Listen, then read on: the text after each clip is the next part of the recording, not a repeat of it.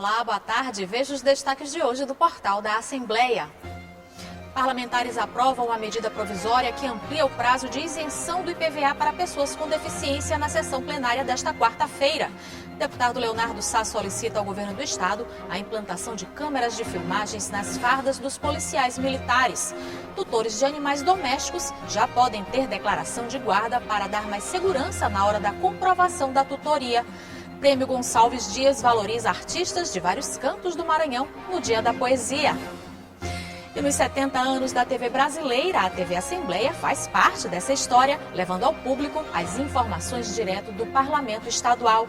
É agora no portal da Assembleia.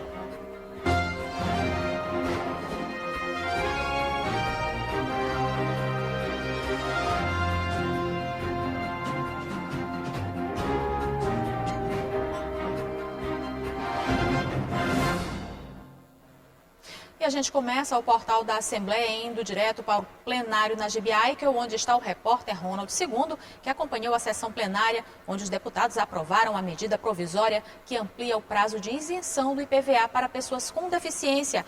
Boa tarde, Ronald. Olá, Eli Coelho, boa tarde a você, muito boa tarde aos telespectadores da TV Assembleia. É isso mesmo, Eli.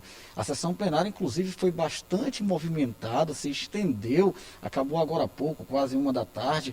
Tivemos uma movimentação bastante intensa em relação aos pronunciamentos que aconteceram durante o pequeno expediente e a aprovação de várias matérias durante a ordem do dia. Olha, Eli, eu tive a oportunidade de conversar com o presidente da Assembleia Legislativa, deputado Otelino Neto, sobre um pouco do que rolou aqui durante as atividades do plenário da Casa desta quarta-feira. A gente acompanha um pouco desse bate-papo com o presidente Otelino Neto. Na sessão plenária de hoje, eu destacaria, dentre os tantos projetos que foram apreciados e aprovados e discutidos, uma medida provisória do Poder Executivo que amplia de 3 para 4 anos a isenção de IPVA para pessoas com deficiência. Um projeto de alto impacto social que agora foi convertido em lei. Hoje também, alguns deputados repercutiram na tribuna a decisão da Câmara dos Deputados de arquivar a PEC do voto impresso, e os deputados repercutiram. Eu também fiz questão de parabenizar a Câmara dos Deputados por essa decisão importante. Não faz mais sentido o Brasil, não faria sentido o Brasil retroagir ao voto impresso depois de avançar tanto com o voto eletrônico, que tem garantia de toda a segurança para que a vontade do eleitor prevaleça. Então, cumprimentamos também o Senado Federal por ter revogado a Lei de Segurança Nacional, lei que foi criada no período do regime militar e que já não fazia mais nenhum sentido. Então, foram assuntos importantes tratados hoje na sessão da Assembleia. Perfeitamente. O presidente Otelino Neto, como falou agora há pouco, inclusive se manifestou da mesa, fazendo alguns comentários a respeito da derrubada do voto impresso que aconteceu na Câmara dos Deputados, lá em Brasília, ontem. Esse também foi tema do pronunciamento de outros parlamentares, inclusive do deputado Luiz Henrique Lula da Silva. Além disso, tivemos a aprovação de outras matérias. A gente vai acompanhar agora mais um pouco sobre os detalhes do que aconteceu agora há pouco aqui no plenário da Assembleia Legislativa. Da tribuna, o deputado Luiz Henrique Lula da Silva repercutiu a derrubada do voto impresso na Câmara e aproveitou para fazer críticas ao governo Bolsonaro. A deputada Socorro Aquim fez uma reflexão sobre lutas e conquistas das mulheres, dando destaque para os 15 anos da Lei Maria da Penha.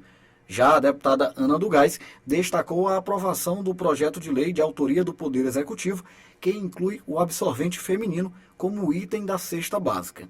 1 em cada 4 adolescentes brasileiras não tem acesso aos absorventes. 1 em cada 4 brasileiras já faltou a aula por não ter condições de comprar o absorvente. Quase 30% das garotas no nosso país não têm acesso ao produto de higiene adequado. A gente sabe que é uma questão de saúde pública, deputada Socorro. A questão de ter direito a esse item, como falei ainda há pouco, não é uma questão meramente cosmética, é uma questão de saúde para nós mulheres. O deputado César Pires criticou o suposto fechamento de barreiras sanitárias no estado. O deputado Marcos Caldas anunciou sua saída do PTB. o parlamentar também anunciou que vai se filiar ao PDT. O deputado Fábio Braga falou em defesa dos professores do Maranhão, destacando a atuação dos educadores em meio à pandemia. O deputado Duarte Júnior voltou a cobrar estrutura de internet para alunos de escolas municipais da capital maranhense. A possibilidade do uso de câmeras de filmagens acopladas no fardamento de policiais militares no Maranhão já foi assunto debatido na Assembleia Legislativa. O comando-geral da PM acredita que o uso do equipamento pode dar mais transparência ao trabalho dos servidores da segurança pública do Estado. O uso das câmeras de filmagens acopladas às fardas de policiais já é uma realidade no país. Agora, vários estados estão discutindo o uso do equipamento. Para o comandante-geral da Polícia Militar do Maranhão, o uso das câmeras é muito bem-vindo porque dará ainda mais transparência às ações policiais. O policial militar, quando ele age conforme a lei, através de procedimentos, no caso de uma busca pessoal ou numa busca em domicílio e nas abordagens, nas famosas blitz. Então, esses procedimentos são tudo com base em lei. E a Câmara, ela vem justamente para dar sustentabilidade a essa ação policial. A possibilidade de uso do equipamento já foi assunto tratado na Assembleia Legislativa do Maranhão. O deputado Leonardo Sá já fez uma indicação ao governo do estado solicitando a implantação do serviço. Isso vai dar transparência à nossa polícia nas abordagens, diminuir a criminalidade, facilitar a elucidação de crimes e, de uma vez por todas, melhorando a relação da Polícia Militar com a sociedade. Tenho certeza que essa medida vai, e sendo implantada pelo governo do estado, vai diminuir de uma vez por toda a criminalidade em todo o estado do Maranhão. O uso de câmeras por policiais militares já está em uso no estado de São Paulo e agora começa uma discussão no Rio de Janeiro. Aqui no estado do Maranhão, o comandante da Polícia Militar informou que existe a intenção, de melhorias em equipamentos para a Polícia Militar, que vai além de câmeras, como viaturas, motocicletas e o aumento do efetivo policial. O governo do estado tem aprimorado, nomeado policiais militares. Nós tivemos agora 2 formações, agora em maio e em junho, admissão de policiais militares. Compra de viaturas, foram entregues agora 122 viaturas, estão sendo compradas mais 100 e mais 250 motocicletas. Tá?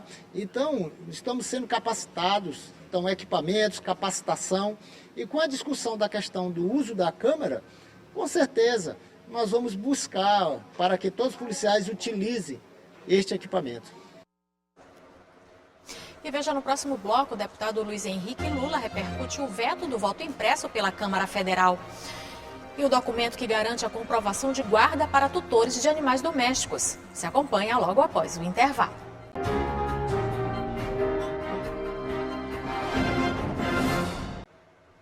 Bom, e como você viu no primeiro bloco, o deputado Luiz Henrique Lula foi à tribuna na sessão plenária de hoje e falou também sobre o veto do voto impresso na Câmara Federal. Nós vamos agora ao vivo falar com o repórter Joelson Braga, que está agora com o deputado. Boa tarde, Joelson. Boa tarde, Ali, boa tarde a você, boa tarde a todo mundo que nos assiste nesse horário de almoço. E, exatamente, o deputado Luiz Henrique Lula já se pronunciou, ele está aqui ao meu lado, já se pronunciou na sessão. Mas além do voto impresso que foi derrubado ontem, já passou numa comissão lá em Brasília a questão do distritão, E tem outras mudanças políticas também para uma eleição que se avizinha. Como é que o senhor analisa esse momento? Felizmente, não do jeito que a gente imaginava, mas do jeito que foi possível. Eu não imaginava, por exemplo, que essa questão do voto impresso, que é um absurdo, uma bizarrice, tivesse um placar tão apertado. Imaginava que o bom senso, mesmo desses deputados do Centrão, pudesse imperar.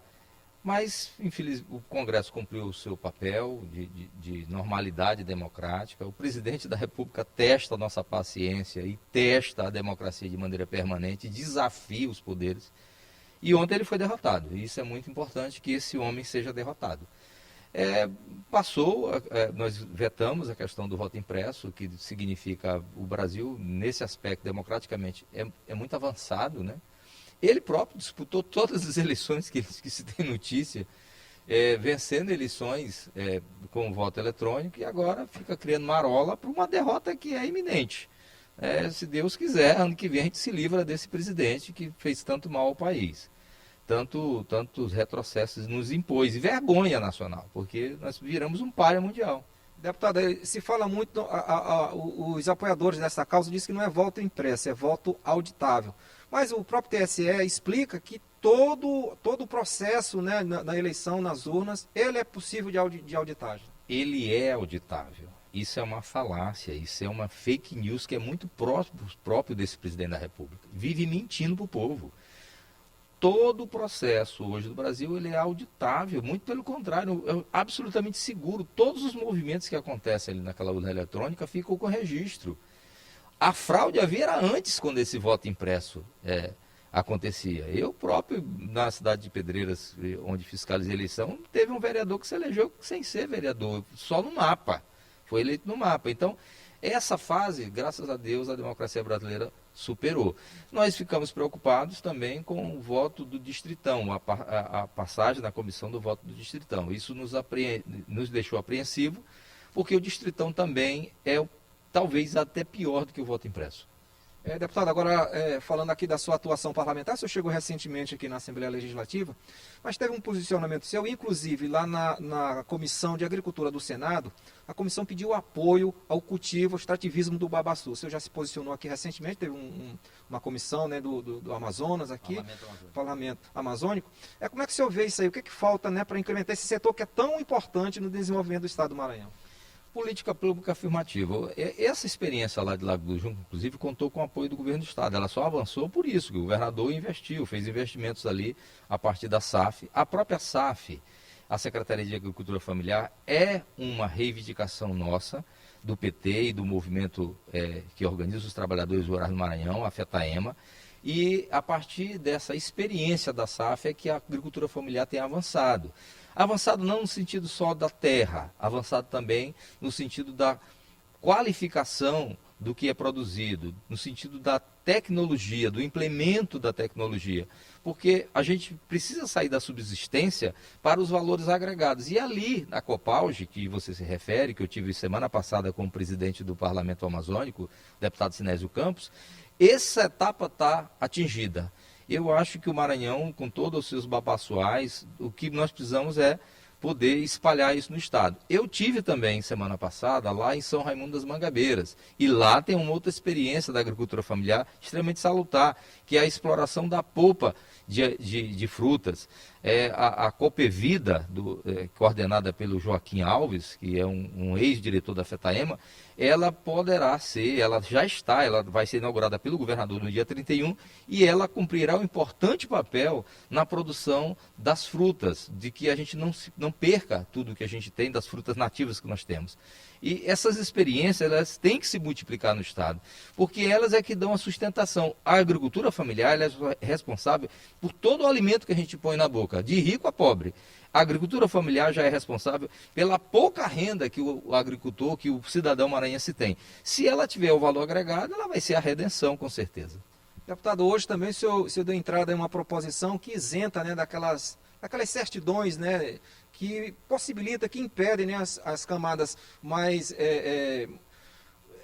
que facilita, na verdade, o acesso ao crédito dessas camadas que necessitam mais desse acesso ao crédito. O senhor apresentou hoje uma proposta. O que eu queria que o senhor explicasse para a gente mais sobre essa proposta? O governo Flávio Dino, que eu não canso de elogiar por tudo que faz, ele inaugurou um processo no Maranhão que era muito restrito, que era o acesso ao crédito, a programas, a chamadas públicas, para associações, para entidades, para institutos, que trabalham com pautas específicas, ligado à agricultura familiar, ligado à cultura popular, ligado às comunidades quilombolas, às escolas comunitárias. Então, várias ações do governo Flávio Dino têm sido feitas nesse sentido através dos seus editais de chamadas públicas. Qual é o problema? De ter pouco acesso para quem esses projetos são destinados. É exatamente as malditas certidões. O sujeito não consegue tirar uma certidão na CAEMA, que é um órgão do Estado, ele não acessa. Então o edital está lá, só que infelizmente essas associações, essas entidades, que são muito importantes para chegar onde o Estado não chega, elas são impedidas por um simples pedaço de papel. Então o nosso projeto é exatamente que nesse período de pandemia, que já toma conta de 2 anos, imagina, se antes era difícil, imagina agora.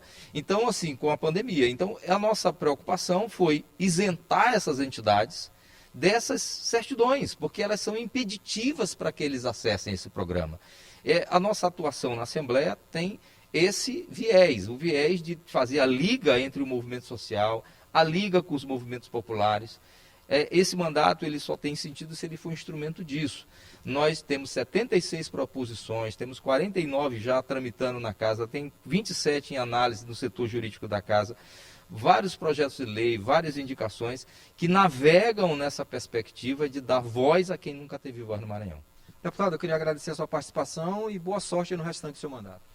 Eu que agradeço essa experiência vivida, não canso de agradecer ao deputado Inácio também, que é o titular da vaga do PT na Assembleia. Queira Deus que ano que vem a passagem do deputado Inácio por aqui, já no segundo mandato, a minha passagem por aqui, como a de outros, do deputado Zé Carlos, que também já passou por aqui, façam o povo do Maranhão entender da necessidade do PT estar num espaço de poder como esse.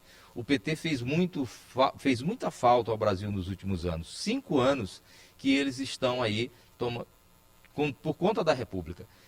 O problema é o PT. Está provado que o PT era a solução e a minha passagem aqui ela cumpre também esse papel de que a gente possa ser esse deputado com a Liga dos Movimentos Populares. Eu agradeço a oportunidade, a TV Assembleia. Muito boa tarde a todos e todas.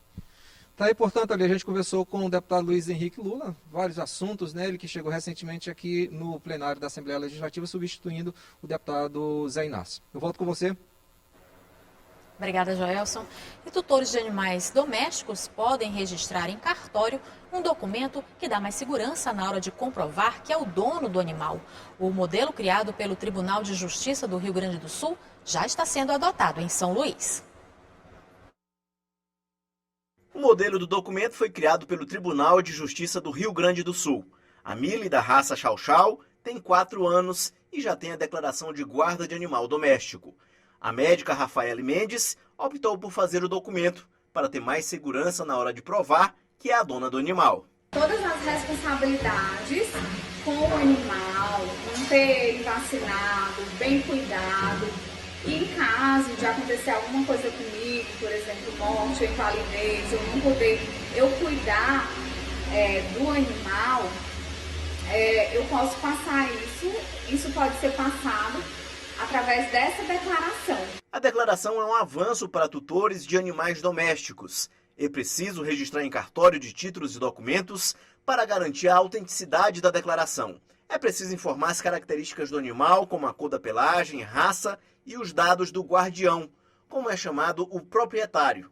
Esse documento é muito válido em caso de fuga do animal, em caso de furto, roubo e também em caso de ações que versem sobre a posse do animal. É uma forma de você provar que aquele animal é seu e é uma prova de que aquele animal é cuidado por você. De acordo com a Lei de Crimes Ambientais, maltratar animais silvestres, domésticos ou domesticados pode ter como pena de 3 meses a 1 ano de prisão e mais pagamento de multa. Quando se tratar de cães ou gatos, a pena será de reclusão de 2 a 5 anos, multa e proibição da guarda. A pena pode ser aumentada de 1/6 a 1/3 se ocorrer a morte do animal. A organização não governamental Patas em Ação, que atua no resgate de animais domésticos em São Luís, estabelece critérios na hora de adotar. Um documento de adoção é preparado além de entrevista com os interessados em adotar os animais da ONG. Para adotar um animalzinho através da ONG, precisa preencher um formulário de adoção. O adotante, ele passa por uma entrevista e assina um termo de guarda responsável. Esse termo de guarda responsável, no final, tem uma testemunha. E a partir do momento em que não se cumpra algo que foi organizado na entrevista, no formulário de adoção, sim, podemos abrir uma ação contra esse adotante. E veja no próximo bloco, o Prêmio Gonçalves Dias valoriza artistas de vários cantos do Maranhão no Dia da Poesia. E a TV Assembleia faz parte da história dos 70 anos da televisão brasileira. Você acompanha logo após o intervalo.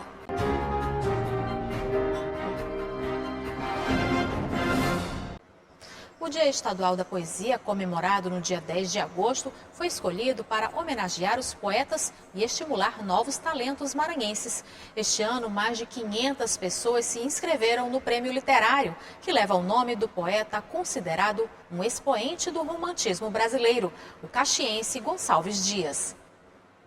O Prêmio Gonçalves Dias é uma comemoração ao Dia Estadual da Poesia, que foi instituído para incentivar a leitura de obras maranhenses e valorizar talentos consagrados e já conhecidos no estado. Em 2017 começamos com mais de 100 inscritos, no ano seguinte já tivemos cerca de 500 inscritos, esse ano já abrimos não só para a poesia, mas também para outros gêneros literários, já confeccionamos com esse ano 2 obras literárias, 2 livros com os ganhadores. E nós temos crescido e incentivado a literatura em todo o estado do Maranhão. Como forma de estímulo, a premiação no valor de R$1.000 para o primeiro lugar e R$500 para o segundo lugar. A poesia Além do Intamanhável, do caxiense Carvalho Júnior, foi a ganhadora. O poeta morreu vítima de Covid-19 em março deste ano. A esposa, Josineide, e as 2 filhas, Camila e Júlia, foram receber a premiação. É um motivo de muito orgulho, em primeiro lugar, né? Isso, Carvalho Júnior receber esse prêmio, o prêmio de um conterrâneo como Gonçalves Dias, né? Isso, filho de Caxias, com um legado assim do mundo inteiro. Então, Carvalho ser o vencedor em primeiro lugar é muito orgulho. A poesia Ode ao Ódio, de Lorena Silva dos Santos, ficou em segundo lugar na 3ª edição do Prêmio Gonçalves Dias. É uma honra receber um prêmio, tal honraria com esse título, né, do nosso querido poeta Gonçalves Dias. E para mim é um prazer, acima de tudo, também poder compartilhar isso também com outros autores, com outros poetas também. É muito bom. 534 pessoas se inscreveram na categoria Poesia do Prêmio Literário de 2021. 35 textos finalistas foram escolhidos para o lançamento de uma coletânea. Hoje são as 35 poesias, não é? No Dia Estadual da Poesia. Quinta-feira temos a entrega do prémio Romance, com o lançamento do romance. Sexta-feira 13, justamente porque a sexta-feira 13 é o lançamento do drama Suspense. Sábado é Crónicas e Contos e domingo Cordel. Então iniciamos com o nosso carro-chefe, que é sempre o Prémio Gonçalves Dias e a categoria Poesia do Prémio Literário Amém. O médico Ilmar Ribeiro Ortegal e o estudante de Engenharia de Produção, Celso Antônio Pae Beckman, tiveram poesias escolhidas na coletânea Poetas Maranhenses. Nesse projeto de selecionar trabalhos poéticos, contos, prosas, e hoje culminar com o lançamento dessa coletânea e eu ser escolhido, ser classificado e estar participando dessa coletânea, para mim é uma alegria, é uma realização, portanto estou super satisfeito. Ações como essas influenciam muito bem, né? Alguns escritores que as pessoas não sabiam que existiam acabam vindo à tona, certo? Daí às vezes surgem livros que são publicados depois, coletâneas como essas, os escritores que não se conheciam acabam se unindo, certo? Escritores que não moram mais em São Luís, porque às vezes não obtiveram um incentivo aqui, acabam retornando às vezes até, ou às vezes buscam iniciativas por aqui, ou criar iniciativas, então tem uma representatividade muito grande, né? A estudante Nayana Ferreira, de 17 anos, também teve a poesia Ascensão incluída na coletânea. Eu estou muito feliz por ter essa oportunidade, foi o primeiro prêmio que eu ganhei de literatura. E quando eu vi meu nome entre os finalistas, eu nem sabia como reagir, fiquei feliz assim que levei dias para a ficha cair. A poeta Luísa Cantanhede declamou a poesia Além do Intamanhável, do caxiense Carvalho Júnior, em homenagem póstuma. Quem dera, meu Deus, quem dera, que com as árvores do lago Odeio ele revoasse para cá.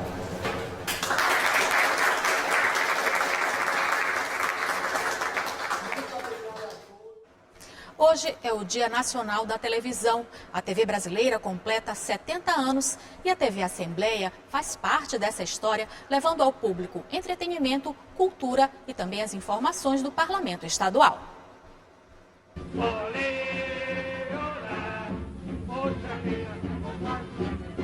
Há mais de 70 anos, a televisão faz parte do cotidiano de milhares de brasileiros. No início, as imagens eram transmitidas em preto e branco. A primeira emissora foi inaugurada em setembro de 1950, a TV Tupi, em São Paulo. No Maranhão, a TV Difusora foi a pioneira do estado, inaugurada em 1963, na capital São Luís. Quem também participou desse momento importante foi o radialista Florisvaldo Souza. Eu comecei fazendo um horário de rádio de 2 às 4, era um horário comercial, e fui chamado para fazer locução fantasma, né? Era aquele locutor, como o nome já está dizendo, que não aparecia, né?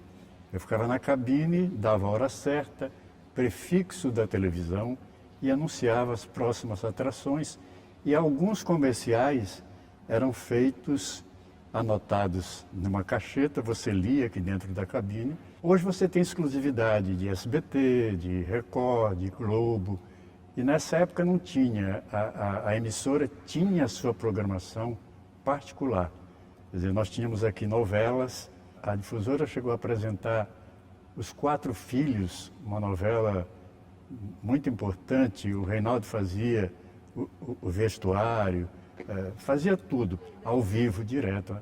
Somente na década de 70, a imagem da televisão brasileira passou a ser colorida. Um ano antes, em 1969, a segunda emissora do estado, a TVE, foi inaugurada, revelando mais talentos no jornalismo maranhense. Ainda na TV Difusora, o jornalista Lima Coelho foi o primeiro repórter de rede a entrar ao vivo. A exigência era qualidade de vídeo e qualidade de áudio.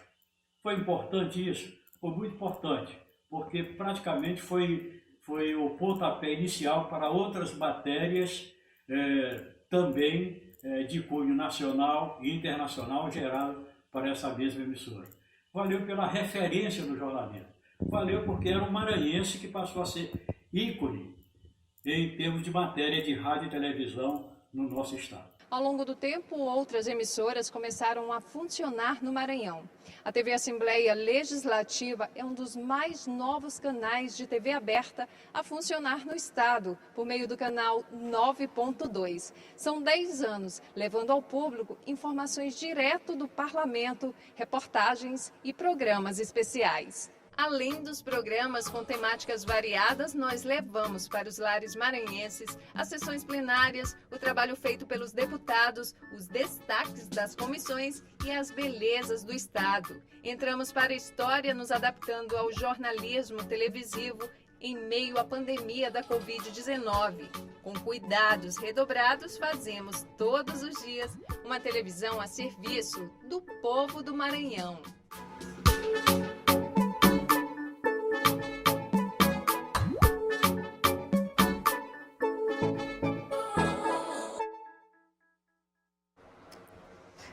E parabéns a todos que fazem parte dessa história. O portal da Assembleia fica por aqui. Para rever as reportagens de hoje, acesse o site al.ma.leg.br/tv. Uma ótima tarde para você. A gente volta a se encontrar amanhã. Até lá.